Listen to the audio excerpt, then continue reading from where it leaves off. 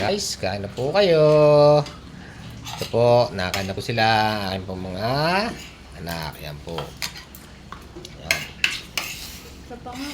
Yan po. Ito po, ang aking mga chikiting. Yan. Yan po. Yan po, sisig. Sisig po ang kanila pong pang-ulam. Sisig, yan po. Yan po ang aking ginawa. Yan. Yan. Yan po, ang sisig na aking ginawa. Talaga pong napakasarap daw. Yan. Oh. Masarap ba? Sisig na ginawa, Papa? Aba. Sarap? Ah. Sarap? Po. Po. Yan po ang aking kabiyak. Yan po. Yan. Yan po ang nagpatibok ng aking puso. Yan.